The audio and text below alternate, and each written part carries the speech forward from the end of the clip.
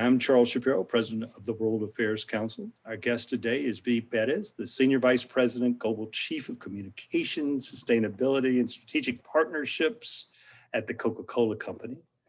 This program, which is part of our Leadership series, is brought to you by the UPS Foundation and by the Coca-Cola Company, which is in fact a founding member of the World Affairs Council. And we're delighted for all the support Coca-Cola has given us over the past 10 years. I want to welcome our board member, Alison Padilla-Goodman, who is in the audience, and the Consul General of the United Kingdom, Andrew Staunton. In about 12:25, 12:30, we'll start using questions from the audience. So please submit your questions, not on chat, but using the Q&A function. So at the bottom of your Zoom screen, there's a box that says more. Click on that box, and one of the things that drops down is Q&A. Please make your questions short so I don't have to edit them. So she's got the longest title, must have the biggest business card in the world. She is the Senior Vice President, Global Chief Communications, Sustainability, Strategic Partnerships Officer at the Coca-Cola Company. She was, in fact, Coke's, I'm going to say Coke to mean Coca-Cola Company. She was Coca-Cola's first Chief Sustainability Officer, where she developed and led efforts for the company to achieve its comprehensive global sustainability goals with a focus on water stewardship, packaging, and women's empowerment. But today we're going to talk about the 5x20 program. In 2010, Coca-Cola launched a global initiative to enable the economic empowerment of 5 million women entrepreneurs by the end of 2020. The initiative is known as 5x20. Coca-Cola exceeded the goals, has reached 6 million women in over 300 programs in 100 countries around the world. The force behind 5x20 is Bea Perez. I received this terrific, complicated report via email that explained all this. And I thought I would just invite Bea to come talk to us about it. So Bea, welcome to the World Affairs Council. We're delighted to have you today. Well, thank you, Ambassador. But I will also say this: you're very flattering. This is good for me to share this with my kids. So when I want them to, make me feel good and know who their mom is. But I will tell you, no one does it alone. So this is not just me. I'm not the force. Actually, everyone around the world in the Coca-Cola system, whether it's a bottler, a supplier, partner, people like you, everyone contributed in some form or fashion. So thank you. And by the way, I don't actually believe too much in titles. So since my title was so long on my cards, it actually just says Bea Perez, the Coca-Cola Company. I got like rid that. of the titles. Yes. Good for you. That's great. That's easier for your kids to remember as well. They don't really care anyway. So Exactly. they only care about Coca-Cola. They're like, can I have some? So what's the 30 seconds, the elevator pitch? What's 5x20? What's the takeaway? So empower 5 million women by 2020, and it's economic empowerment. So are they growing their business? Are they growing their incomes for them and their family? And, that's the quick elevator pitch, but I can tell you that it's not one size fits all, because when you talk about 100 countries, over 6 million women, each individual woman's story is their own. And so what it means to economically enable her and her definition, we have a standard definition in order to audit the data and make sure that we're truly delivering, and it is audited through E&Y as well. But for us, it's really looking at what does that individual woman need in order to thrive, whether she's a retailer, a farmer, she's working in a water program in her community. What does it mean to her? And that's where we're very deliberate in making sure that the woman is benefiting, not just the community, but the woman herself. And how did you come up with the idea? Was this an employee suggested it? You were, in the shower and thinking, wow, this would be a great idea. I mean, how did y'all hit on this? Well, there's no new ideas. There's just ideas that come together from bits and pieces, right? From things that already exist. So, I'd say this, I want to give Muhtar Kent, our former chairman and CEO, a lot of credit for getting this going and starting it. And then fast forward today, James Quincy, for continuing making sure that as the CEO hands changed, he was very deliberate in telling the world, we will meet this commitment, we will make it, we will not abandon it. And that's really important, because through leadership change, the true programs and the true commitments that sustain beyond sort of the person in the role is really important. I'm excited to be a part of this particular journey the whole way, but that is very unusual. This actually, the conversation started back in 2008.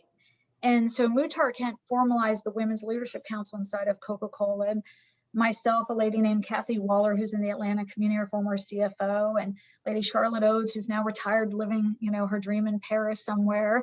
A lot of women came together in the leadership community at Coke and worked with Muhtar Kent to formalize multiple programs. One was inside of our business. How do we empower women through our business to move up through the executive ranks? And how do we build the pipeline of talent and develop women? And then a little bit later on, the conversation started around, well, women are so important to our business. If you look at 70% of the purchasers of our products, and really most consumer brands are women. Women are making a difference, and they represent trillion-plus economy on their own. And we also know that famous UN statistic, which is when a woman earns $1, she gives almost 90 cents of that dollar back to her community. So she's reinvesting in the future generations. So when we got into that conversation, Muhtar also was a part of that conversation, and he was reminiscing about all of the programs we have from Africa to India to Latin America to here in the United States, where a lot of the women we work with needed some business skills training, and we're looking to Coke in terms of their retail outlets, or calling us in terms of running their supplier type businesses. And so we said, well, let's formalize this. But of course, if you I know you knew Muhtar Kent quite well, he's very target and ambition driven. And so I will tell you that we were all sitting in a room, and I remember this, the napkin. There was a napkin where he wrote down, and he said, okay, 5 million women by 2020. And it was actually in 2010. And, my new role, the Chief Sustainability Officer, wasn't created until 2011, but I was a part of that earlier conversation. And I remember him saying that, and we all looked at each other and said, 5 million, that's a lot. How are we going to get there? Because there were other programs that had been set around women's empowerment, but with much smaller numbers. And he said, we just will. We'll figure it out like we did on water. And you might remember this, the water goals that the company set. We said we're going to replenish 100% of the water we use. We didn't know exactly how we were going to get there. We had different proof points around water efficiency, water replenishment programs, but it took a lot of people to come together to build the path forward. And 5 by 20 was very much the same thing. It wasn't one person, it wasn't one idea. It was the chairman and CEO, though, who really pushed it to be more ambitious. Because I was part of that presentation that when we first came to him, I will tell you, the number was not originally 5 million women. And he said, no, you all need to do better. He said, you need to do better. He said, you've got to aspire for more, and let's get there and let's do it. And I was really excited when we called him, as he's since retired from the company, and let him know that we wanted to honor him and celebrate the fact that he really pushed us to be ambitious and to drive for this change and to build the programs throughout the entire business and world. And so he was part of the celebration as well. Of course, James Quincy wanted to make sure that Muhtar was properly honored through the process. So I was in South Africa a few years ago and visited your Africa headquarters, or Southern Africa headquarters, whatever it's called there. And, they were all excited about it and talking about it. And I left with the impression that this was an Africa only program. But what you're saying is I got it wrong. Well, I'd say it's not Africa only, but I'd say it certainly had a lot of roots grounded in the Africa programs that we already had in place. And so we had a lot of programs there in terms of what we called YES hubs, so youth entrepreneur hubs or stations. We had different retail type programs where women were running their outlets that we would help put together the business skills trainings. And we would merge sort of the water infrastructure where women could help the community have access to water utilities while they also were running their shop. So you're not wrong to say that Africa was certainly, in South Africa, was a hub and a critical place where a lot of the ideas and inspiration came from. At the same time, what I'd say is that there were also pockets happening from Indonesia to the Philippines to India. And so that was really the framework that came to life in terms of, well, how do we actually work on a program that has enough flexibility where what the women needs in her particular community is where we focus, and how do we drive scale by bringing in other partnerships? And so it's, Africa was certainly one of the places that we look to for inspiration, But I will also tell you that, there's a lady in Spain who I remember was trying to figure out a solution around, olive pits and helping her child heal from different illnesses. And olive pits, when you grind them up, and she had discovered this, you grind them up and you can put them into gloves, into socks, and it helps inflammation. And so she was building this business. Of course, I like it because it's sustainable. She's taking the pits that would have gone to waste, and really turning them into something. But at the same time, what's the right pricing that you said? How do you scale the program? How do you bring in certain experts to work with her? And so as she built this program, it's now a phenomenal program that has actually had applications in other businesses, and people have gone to her now as the leader. But that's also one of the women who's been involved. So it's not always just a retailer or shopkeeper. Some of the businesses are not connected necessarily to Coke's value chain. They're connected to what these women need, but they're all around the world in different kinds of businesses. I mean, there's a lady who's in the United States that I had a personal connection with because she reminded me of my mother. My mother came from Cuba. I know you know this, Ambassador, because of where you'd focus. She came from Cuba, and she came, with what we say, the shirt on her back, and she had to start over. And my mother became an entrepreneur and started a real estate business. Mhm. And from there, at the same time, got her PhD in philosophy and really grew and ended up working in the White House under Carter, and just had this amazing story and career. Well, this woman, when I, heard her story, she was wanting to be a realtor, wanting to start a business, and wanted to serve a community. I had this moment of, wow, like I could see that was the same journey my mother had gone through. So each individual woman has her own story. But when I look at that, and I say over 6 million women have really just lived their personal dreams and are thriving simply because of some tools and training that the company was able to put together.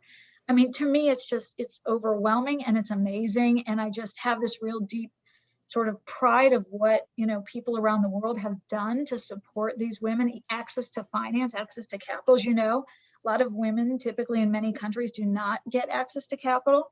So this was able to even unlock some of those doors and to make sure that the women were paying themselves a salary. A lot of women around the world, if they unlock the capital, sometimes they would put it all back into the business. Right. And they wouldn't pay themselves a salary because they almost felt badly about it. And so really helping women also understand that they should not feel badly about it, that they have to take care of themselves to take care of their families and the community. And these are the important things. I mean, I have so many stories from the women I've met around the world, and each one is so unique. You have to have the women come onto your talk someday, because you can find all sorts of different women to come on. If your staff will help us do it, I promise you. We need to do that, because for me, it's about profiling them. I'm simply the ambassador to tell their story, but I'll never tell it as well as they will. And so I think having them tell their own stories is what's really remarkable. That'd be great. So I can understand how you can identify women who are, have the stand selling Coca-Cola products, have the, who are supplying you with products, who are recycling bottles and cans.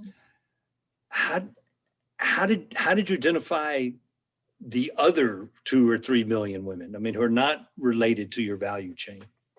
It's through, so we used to have a saying called the Golden Triangle, right? And so it's working with government, civil society, other businesses, but truly the local community. And so instead of going in and trying to push 5x20 into the community the way we wanted to see it, we took a very different approach, and our system did. Our bottling partners who work in these local countries are part of the local community. We sat with them, and they brought in community leaders, and we said, what do the women in your community need? How can we actually bring valuable tools or training or skills or capital?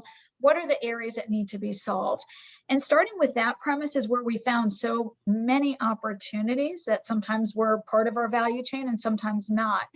And that for me was the most important part of the conversation. It started with what problem is, needing to be solved there locally versus what does Coke want to do? We wanted to empower 5 million women, but if we had come in and said, well, everyone should be a retailer and here's the toolkit, that wouldn't have solved what the community needed. That would have been very selfish on our part, right? To assume that we knew what women needed.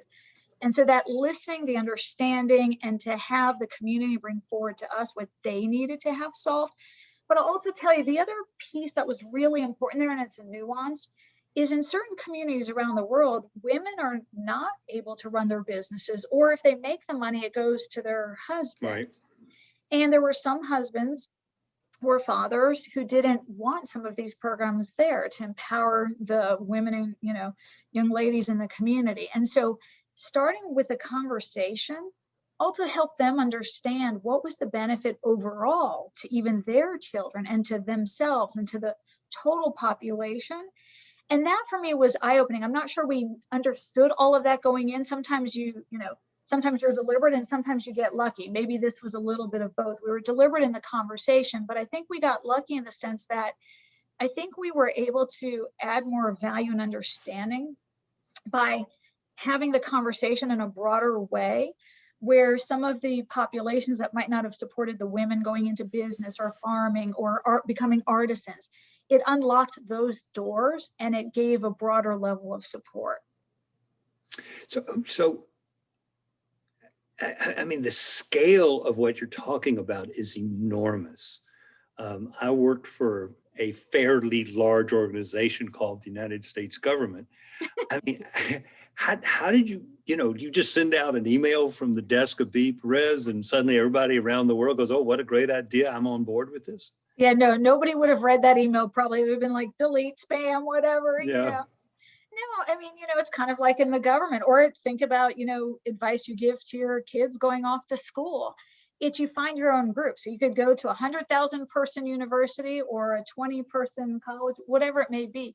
You find your groups and you find sort of the sectors that come together. And so this was probably some of the hardest, most complicated work, but Coca-Cola has offices all around the world. We have bottling partners all around the world. And so what we did is we built some frameworks. So clear definition. The most important part was what's the common language we're going to speak? What's the definition on how we're going to measure this? And where did we feel we could make a difference with bringing in partners to add skills or access to capital? And what did that look like? Once we had those frameworks, then we could go in with the bottling partners and community leaders and have those conversations. But it was not Bea Perez. It was our different bottling partners who facilitated the conversations. It was other partners like Ambassador Revere helped quite a bit in the beginning to make sure we knew who to talk to and where to go with the NGO partners. We had, all care organizations, all sorts of organizations that would come to us and say, let us help you build this program and let us help you find the solutions. But it was really important for us to make sure that our local teams were involved in leading, and they led the way. I mean, this is not Bea Perez's success by any stretch of the imagination. This is the success of Claudia Lorenzo, who is now running our ASEAN business unit as the president. She was in Brazil at the time. And she's the one who said, the community has an enormous amount of women recyclers in this community. At the same time, they're in very difficult circumstances in these favelas where they're having a hard time getting the materials in and out and getting people to, become the recyclers of the community. And she identified the program and she identified the partners locally and she identified who we should be working with. And I remember, I will tell you one quick story. I went into one of the favelas with Claudia and some other key stakeholders. And I met this lady, Regina, and then Doña Ana, who was down the street. Regina was a recycler and Doña Ana was at the community center. Both of them were well known in their community, but at the same time, what was really interesting is they were in their community, but they had a hard time bringing people in to grow their business and to scale it. Regina, as a recycler, wasn't always proud of what she did because she said, trash is smelly business, right? And so when she's picking things up, it's not just the beautiful things that can be recycled, it's also the trash. And so going in and listening to her and understanding what she needed, which is, how do you sell that in the aftermarket? How do you pick it up and put it in a place where it won't smell in the community? And how do you maybe partner with Doña Ana to bring the folks who are going into the community center into her businesses and give them a livelihood and teach and train and give them skills? And so when I had a chance to meet Regina earlier on, I remember just how extraordinary she was. And she had maybe 10 people working for her in the business at the time. Well, so that was in 2012, actually, when I met her. I went back in 2016 to see her again. over 700 people were working for her across Wow. multiple favelas. And Doña Ana's community center had grown. As a matter of fact, a lot of our employees there actually came out of Doña Ana's community center. So they were getting skills, they were training, they were interviewing for jobs at Coca-Cola or at our customers. And I came back and I was just astounded, because what I realized then was these two individuals were absolutely remarkable in what they were able to do for their community and for their, families. I mean, Regina, put her children in school, was able to buy her first home, and the stories. And I just walked away thinking, you know what? We actually didn't do that much. We simply brought them services and resources, and we asked if we could, sort of measure and track. They're the ones who made it happen.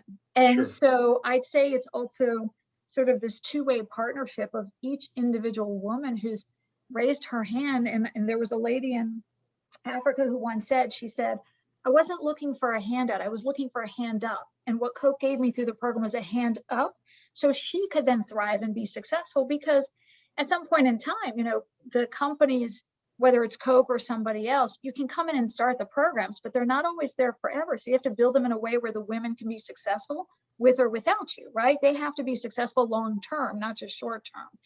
And for me, that's why I'm actually secretly excited to have been a part of the program from day one, because I now keep going back to visit some of the women I met in the early days, and they're still successful. They're growing their businesses. They're doing more. I've met their children.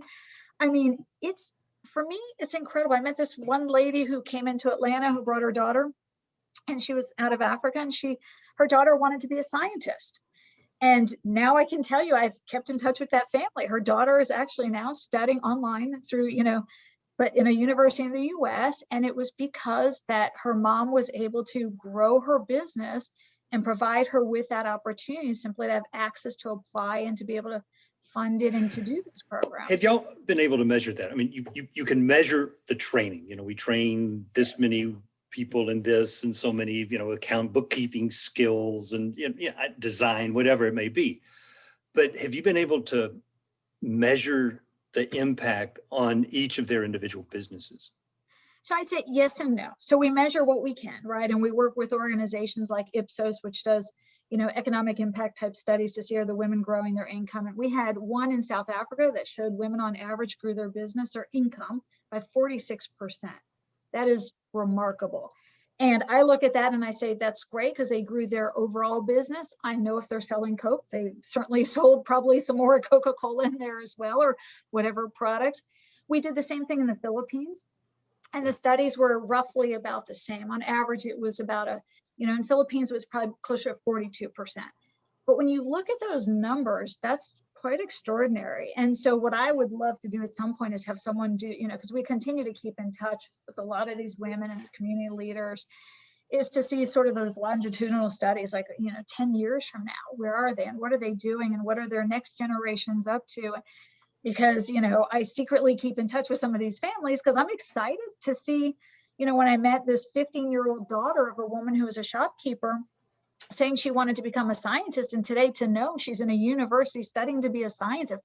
I can't wait to actually see what inventions she creates for our world, or scientific breakthroughs, because I think that it's going to be one of these things that it creates an impact forever. But, there's going to be some studies that will show it and others that we just will never really know. We just have to believe that it really does good. That's so cool. I have to tell you, as you know, I spent most of my career in Latin America and the Caribbean, where the challenge among the many challenges in economic development is to take people from the informal sector, where you're collecting recycling, but your business doesn't have a license. You may or may not have employees. You may or may not follow the labor laws. You certainly aren't paying taxes. And to get that business to the point where it actually can move into the formal sector, because an informal business typically can't get loans, right? So how do you move? And that's the challenge, is to make that. I mean, that's a huge jump from a micro business to a small business. Well, and there's a program that in Mexico where it was interesting because it was very much in the informal sector and also with artisans. So whatever they could recycle they did, and they sold it off, and then they had all this extra stuff left over. And I remember meeting this one lady, and I was like, that's a beautiful bag. I mean, in the United States, women would pay a lot of money for that bag, yet it was interesting. She was selling it for maybe $2 or $3. And we had this whole conversation. Our licensing team went in and actually helped her to build a licensing catalog, sell it online. I mean, I will tell you, I should have probably never said it'll sell for more in the US, because now if I want the bag, it's almost like $100 bag. But she's done really well. That brought her into the formal sector. Now, of course, yes, now she's paying taxes and she's productive and she's hiring more people. She's growing her business. And, I think that it's really become sort of one of these beautiful, I call it, it's, circular economy. Some people think of that as just recycling. I think this is the circular economy. She's really paying this forward for the next generation of women who will create these businesses and know that, there's true value in the work that they're doing, and that they should earn a living, and that they should not be ashamed to charge the appropriate pricing for what beauty they're creating when they turn these, can bodies or labels into these beautiful purses. And I mean, the detail, the craftsmanship's amazing. So I love it, because actually we sell a lot of this in our stores in Disney Springs in Orlando, or in our store in Atlanta at the World of Coke. When it's open, it's, it's, for me, it's one of those amazing things to go in and to actually be able to purchase the things of the women that I know, years ago I met, who might have been selling it for $3 are now selling around the world. That's so cool. Catherine Aquino, who actually was in the audience when we met at Coca-Cola, gosh, must have been 3 years ago, 4 years ago, I can't even remember, asked the following: can you speak more to the partnerships that Coca-Cola has on the ground throughout the world that help this initiative? What are the types of organizations you're working with locally?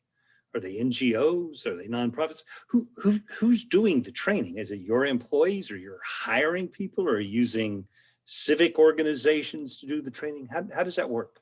It's all the above. It really depends what the resources is in the local community. But for example, the Inter-American Development Bank across Latin America partnered with us on many of these programs to provide the access to capital, as well as financial type training. So those are just some examples. Or when we move into the very local, we sometimes partner with academic institutions, the universities or colleges, and they bring in their curriculum because it already exists. And so we don't need to sort of reinvent it. We just tap into it. Or here in the United States, Nelly Galan, who's a Latina, has this very big program called Adelante. She was already training Latina entrepreneurs. And we said, well, instead of us building this, let's work with her. And so sometimes it's government, sometimes it's financial organizations, academic institutions, but it really depends what is the local context and what is needed there, and who has the expertise. Mm-hmm. So, pardon me, I've got a question here from Dee Frazier, who asked, can you talk about more about what you're doing in the US? I mean, it's easy to envision, the woman in a developing country who's recycling, or who has a stand selling snacks, including Coca-Cola products, and you help them get electricity in a refrigerator or something in the stand. What are you doing in the US? Yeah, so a lot of the same sort of training really applies in the US. But so, for example, the program with Nelly Galan, a lot of those women want to run their own businesses.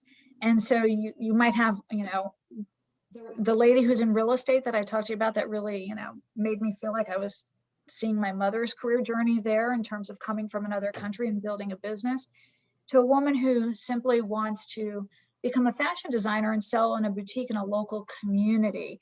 And really against her culture. So a lot of it can also provide cultural context. So how do we make sure that, she's looking at, can she afford the shop that she wants to be in? Is this, if she wants to design dresses for her culture, is she, able to put the store in the community where people will buy it and see it? How does she market herself? And so for us in the United States, it's really going in city by city. So you can just kind of take in other places, I talk more country by country. In the US, we've got to look at what are we doing in California, Texas, DC, Chicago, and then just kind of click it down even more local for what these women need. But we tend to rely on the partners to help us identify the women and what's taking place in the local community and what do they specifically want. But, a lot of people would say to me, can it really be that similar? Well, what we have found, there's some similar characteristics, and we've created an app. It's a 5x20 app where people can register and actually learn bookkeeping skills, learn, how to pay taxes, all those different things, or who to go to for those resources. We found that with the 6 million women, there are some standard questions, a lot of them. How do I start the business? Who do I go to start it? How do I name my business? How do I pay people? How do I, do I even know if what I'm selling makes sense? How do I market my product? How do I price my product? And those are very similar questions. And so we built this guidebook to help them understand sort of what's the checklist that they should be going through. And then you can, almost geo-targeted, where in your community, it'll pull up some of the resources that are available, whether they're free. And a lot of people don't even realize the free resources that are available through different governments. And so sometimes it's simply getting the information in their hands. And so those are a lot of the ways that we can touch, a program from Africa to India to Indonesia to Philippines to here in Atlanta, Georgia. And it really is depending on that context. Is that handbook that with the checklist available online? I mean, can we send a link to the audience today? I don't know. I will ask my team. I know I had to download the app and I had to put in all my information. Okay. So I will ask my team to send it over so we can post it on your thing. Susan Hitchcock asks, how supportive have governments been in this effort around the world in terms of investing in women's entrepreneurship? I'd say we've been fortunate. Most have been very, interested in this program. And I think it's because these are their constituents, these are their communities, and they know that, their communities need more support and more access to resources.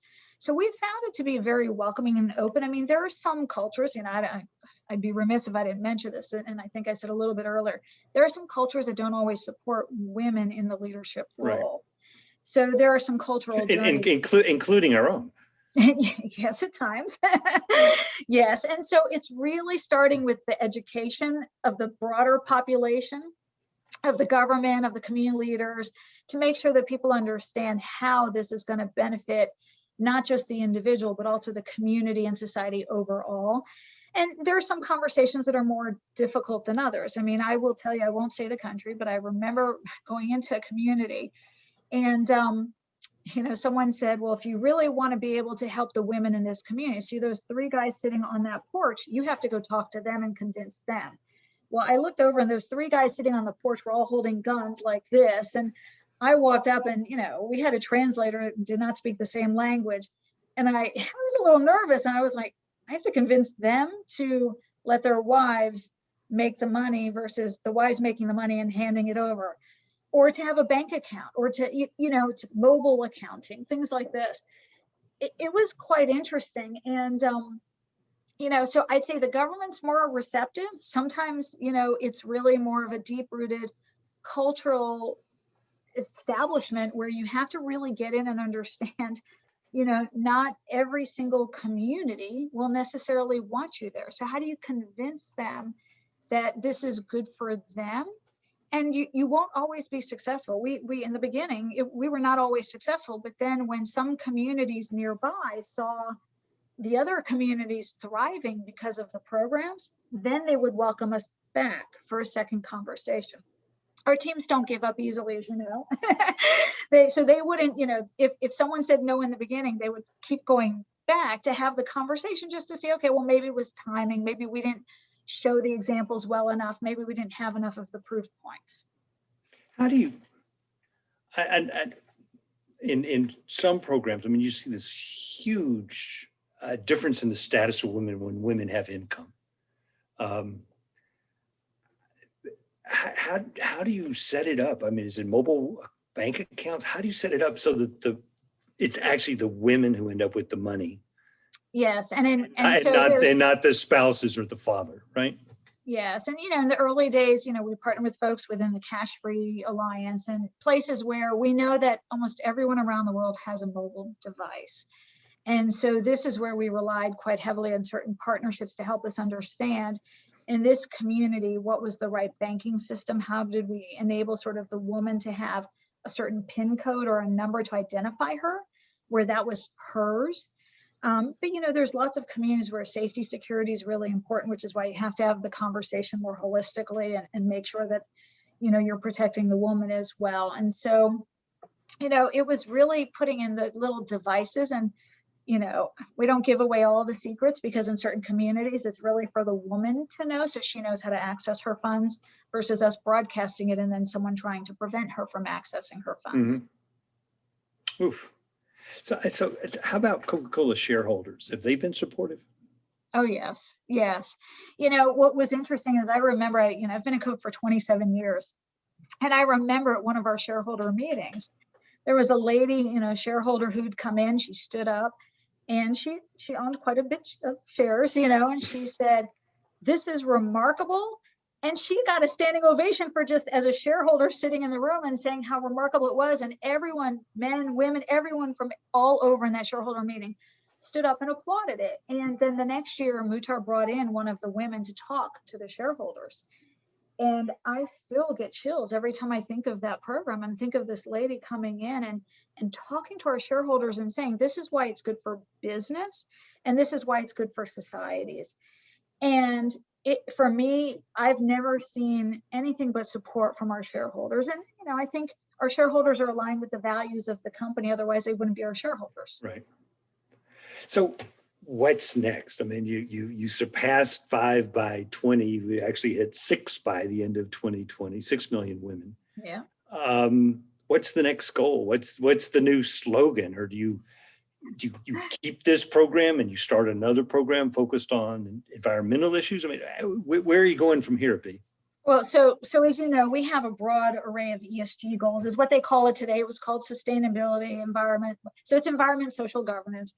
But so we are still focused very much on water, focused on carbon reduction. We have science-based targets. We're focused on creating a world without waste, which is collect 100% of our packages and design in better quality materials so we can fully recycle.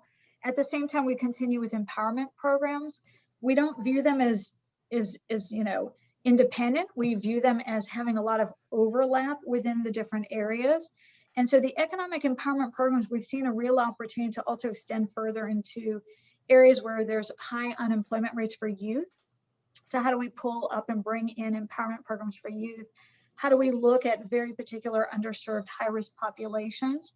And so that's the next evolution of the program. We have a lot of the tools and a lot of the flexibility to keep building. We also, want to continue to share with other companies. The more people who join this, like some people used to say to me, someone just copied your program. Are you upset by that? I'm like, no, I want everyone to copy this program. Like, we will give them what they need to replicate this, because then everyone benefits. So for me, I'd also love to see others. My challenge to everyone here in this audience is, no matter where your role is or what your future role is, if you can help empower a woman and build in these programs and create empowerment programs for people who are in high-risk populations, you'll never regret it. Just never regret it. Society won't regret it. The next generations will benefit from this, and we will all benefit. So I say, let's keep going. We intend to keep going, but we're going to continue to add in the additional populations. One last question. I should have asked this earlier, but COVID over the past year has, sort of thrown everybody's plans out the window. How has this impacted both the 5 by 20 program, but also the women themselves and their businesses? Yeah, so I will tell you, when we were, I was a little nervous last, February, when we kind of saw what was happening with the coming pandemic. I mean, we didn't know how serious it was going to be then, but, we were only at like 3.5 million women back then at the start of the pandemic. And I kept thinking, oh my word, how are we going to get to 5 million if things are locking down and recyclers can't recycle? And, because people needed to stay safe, and health and safety comes first. And so, what we did is we pivoted. We started to really reach out to different organizations and to women and said, how can we actually engage? What else can we do to help you during this time? And so a lot of the women shopkeepers, not all of them had infrastructure to go online or to do different kinds of selling. So working with them to help them pivot their business, with the recyclers who were in lockdown, they couldn't collect because it wasn't safe at the time. So Right. how did we work with them to make sure that they could start to develop other areas of their business? Because a lot of them still had, the work that they can do in terms of the artisan community and building different ways and methods to build their businesses. So what was interesting is we almost really, got even more focused during the pandemic because we realized the need was greater and that we couldn't allow for these programs to suffer because then the women would suffer. So how did we help them? And by leaning in and getting even more focused, the program just really ended up with such momentum, which is why I believe that we were able to over deliver, because we also saw the women helping each other. The women would identify other women in their communities who were really struggling and suffering and said, we really need you to come and help them. And even down to think about the connection points to water and sanitation. A lot of the women in their communities are running the water and sanitation businesses around the world. And during this pandemic, as you know, wash your hands, soap and water. Well, if you're in a community that doesn't have access to water, how are you going to do that? And so really leaning in and building in water infrastructure and sanitation to help those communities, which, was critical and is still critical during the pandemic times. It's one of those things where I'm really proud of the teams around the world and all the partners who leaned in during this time, because I wasn't sure we were going to get there. And then when the team started to give me the numbers and I was talking to some of these individuals around the world, I just thought to myself, this is remarkable. And I'm so glad we leaned in and that we didn't get afraid, because it could have been really easy to say, well, we'll just postpone it a year. People will understand. Well, yeah, I mean, maybe your press release would be okay because people would understand, but the women wouldn't be okay because you would leave them behind. So, and as you know, women during COVID have been impacted significantly. And so I'm really proud of the people around the world that I get to work with who said, we can't stop. We have to lean in. We have to do more. We have to accelerate the work. We can't leave these women behind. We can't let them down. And so for me, it was a learning moment, and it was just the perseverance and the dedication from people around the world. It also gave me another sort of, I'm so hopeful and inspired by human beings, because these are programs built by human beings who help each other, and so for me, it's one of those things where humanity has really proven once again how amazing it is. Well, that's great. I'm going to stop there because there's no way I can top that, Bea. You've been wonderful and eloquent. I appreciate it so much. And I hope you will agree to come back and speak again. I hope it's not 3 years, but we need you to come back and report on this. And I know a lot of the people in the audience are going to want to know what they can do to help. And so we're going to send links to the report. And anything else that your staff can share with us, we'll send it to everybody in the audience today. Absolutely. Thank you, Charles, for having me. I so appreciate it. It's nice to see everyone again, even if I can't really see everyone, but It's nice to be here with you all. And I look forward to coming back and maybe having one of our 5x20 women come back. We'd love to do that. Okay, I've got to do a little advertising for myself right now. I've got 3 requests for audience members. Number 1, please join the World Affairs Council. As an individual member, or better yet, get your company to join as a corporate member, the way the Coca-Cola Company has. Subscribe to our YouTube channel. It says subscribe, but it's free. There's no charge. And that way you'll know when you'll get a notification when we post our videos, including the one from today. And please invite your friends to join our programs. On the 13th, we've got a program, Networking Made Easy, with Jim Reed, the CEO of YKK America. It's for under 35 members only. On the 18th, we've got a program with the Brazilian ambassador to the U.S. and the U.S. ambassador to Brazil. That's May 18th. What's next for U.S.-Brazil relations? On May 26th, we've got the German ambassador to the U.S. And June 1, 2, and 3 at noon to 1:30 each day, we have the Atlanta Summit on Global Health, the race to beat COVID-19. Thank you so much, Valerie Lopez DeFrank, our producer, Laura Brower, her assistant, and Hannah Rennie, the council's interim program director. Bea Perez, I want to thank you again. This has just been great, and the time has flown by. And it's nice to be encouraged about people helping people. And I am so impressed with how many lives y'all have touched. Thank you. Thank you for having me. And I can't wait to see you again. Hopefully it's soon. Thanks, Soon. everybody. Great. Have a good afternoon. Bye-bye.